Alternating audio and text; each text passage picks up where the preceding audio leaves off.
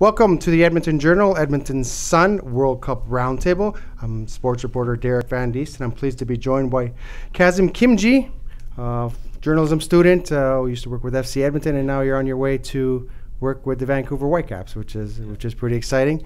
Along with Lauren Farnell here, formerly of FIFA, with the Women's World Cup and the Women's Under-19 World Cup, and now she's with the Grey Cup Committee. The Edmonton Eskimos hosting the Grey Cup. And Keith Jurin is joining us, reporter here with Post Media, big soccer fan, big World Cup fan, very knowledgeable about the game. So I welcome you all to our roundtable. Thanks for taking the time out to join us. Very exciting first round, I guess. A lot of ups and downs, a lot of surprises. I think that's where we're going to start with the first round and how it all ended up. And we'll start with you, Keith. Obviously, the biggest surprise is the defending champion Germans are on their way home. Done. But what did you think of that first round? Well, it's interesting. You talked about a lot of surprises. I didn't actually think there were that many surprises in the end. I thought the teams that, for the most part, were projected to go through did go through. Now, it was a little bit of a bumpy ride for some of them, but they did manage to go through. The major one who didn't, obviously, was Germany, and I think everyone was probably surprised that Sweden ended up winning that group.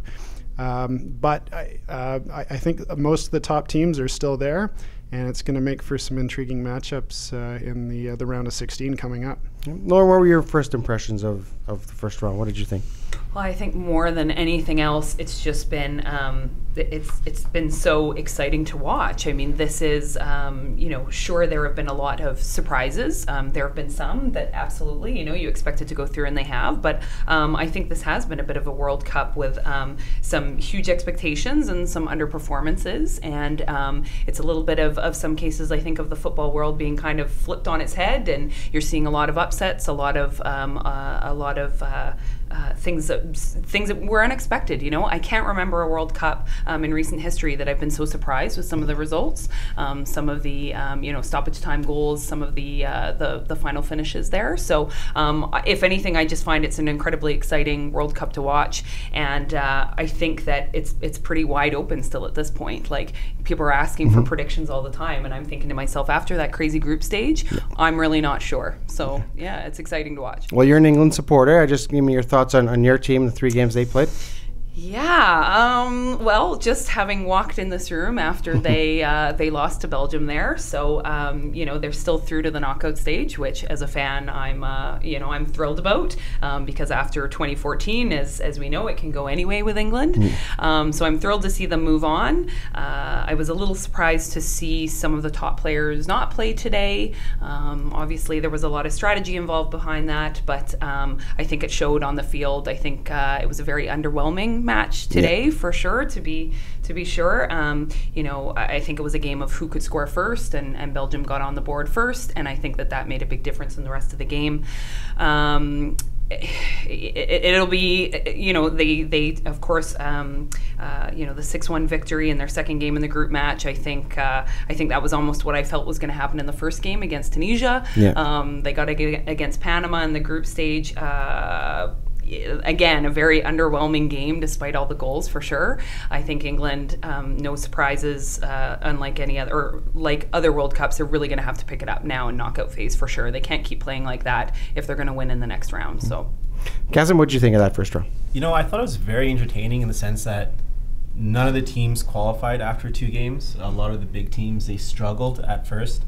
And it made it exciting for the final weeks of games, because I think most people expected heading into the third group stage game that all the big teams would have qualified by now, but that wasn't the case. A lot of the big teams did stumble, which I think made it way more entertaining. Like you said earlier, I can't remember the last time we had a World Cup that was this entertaining with so much excitement.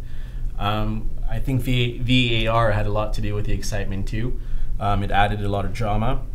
But I think the biggest surprise was just, you get the likes of Spain, Portugal, Germany, Argentina, France. They didn't look as good as people expected them to look, and it caused bumps in the road, which at the end of the day just makes the World Cup more entertaining in that sense. And it seems like it's anyone's World Cup for the taking at this point. There's not one team that we've seen throughout the group stages where you can say, yeah, this team looks unbeatable. I think last World Cup maybe we had Germany, but this World Cup, going through the list, maybe Belgium or Brazil are the two teams that have looked the best, but apart from that, I think it's going to be the year of the underdogs where we can see literally anyone beat anyone. Yeah. Well, I think you're right, Keith, in a sense that we expected Uruguay and Russia to get out. We expected Spain and Portugal to get out. We expected France and Denmark to get out. Croatia and Argentina, maybe not in that order. Brazil and Switzerland. And I think, obviously, the Germany is the big shocker. I think Poland really underwhelmed in this tournament because they came in as a ranked team, and a lot was expected of them, and they just won the one game and they were out. I want to ask about this playing the third game at the same time. Now, the other night, when the group stages, when the Group B was all playing at the same time, when Spain was playing Morocco and Portugal playing Iran, to me, that was the most exciting 2 hours I have seen, just the way it was going back and forth. And Iran literally came inches from eliminating Portugal. We'll start with you, Keith. Just your thoughts on the way they do that third game and how exciting that was, because you're trying to keep your eye on both games and what's happening. And even the Germany game, Mexico lost 3-0.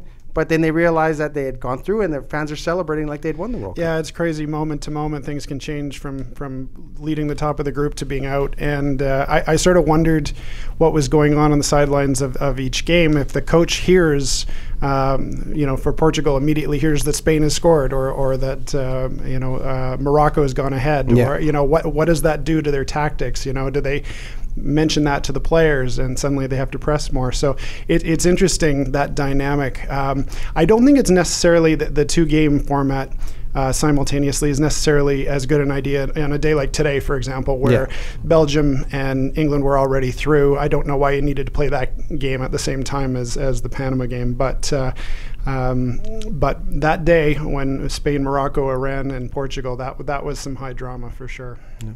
Well, I want to ask you about that situation. Belgium and England both have gone through, and you saw that England had basically made 8 changes to the lineup. Harry Kane didn't play. I guess in a sense, would it have been better off if those two teams met in the first game as opposed to the third game, or how do you kind of remedy that situation? Because it looked like both teams didn't want to get injured. They didn't want to pick up yellow cards, and it didn't really matter to each one who finished first or second, I think, in that situation. Yeah, absolutely. I mean, the pressure was essentially off. I was watching it thinking to myself, okay, well, selfishly, I'd love to see England go through for bragging rights, top of the group. But from an excitement level, I would have loved to have seen that be the first game, for sure. Yeah. Set the stage, see how those two teams matched up together with that initial match, and then seen them play the other teams. I feel like for England specifically, while Tunisia, I think, should have been an easier match than it was for them, the second match obviously being just a bit of a write-off. I think, maybe they came into this game a bit slack. I mean, they really hadn't had to perform very well in advance of this game. And so it didn't feel like there was a lot of motivation. I think they just really ultimately fell flat. And I don't think Belgium particularly showed up that well today either. Yeah. And so I would have loved to have seen those two teams go head-to-head early on, because I think it would have been a much different group and a much different game for sure. You would have seen different players, different level of play, and you would have seen some of the top guys on the England side specifically play, and hopefully be really motivated to win in that initial match. So I'm sorry I didn't get to see that. Yeah. Well, we saw that with Spain-Portugal. They played the first game, and I think a lot of people thought they were going to kind of walk through the motions and tie, but it was the best game of the tournament, wasn't it? Yeah, for me, easily the best game of the tournament. 3-3, it was full of excitement, and that's the thing when you have the two top teams playing right off the bat, is they feel their best players and they play a certain way where they need to win. Well, we saw with Belgium and England today, obviously, where, I mean, you almost wanted to lose that game because now you're on the easier side of the bracket, right? But even if that Belgium and England game happens a bit earlier on, one team loses or one team or both teams draw points, and it makes the England-Panama game or the Belgium-Tunisia game more exciting because there's more on the line in that sense. But, I mean, once you already have 6 points, you're qualified, there's nothing to play for.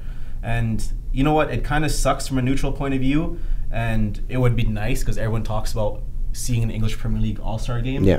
And I think that would be the closest thing we would ever get to seeing an English Premier League All-Star game as Belgium and England playing with their best players. And I think that's what everyone hoped for, but at least we got to see Portugal and Spain bang out a 3-3, which was, I'd be shocked if there's another game that's that exciting and that entertaining.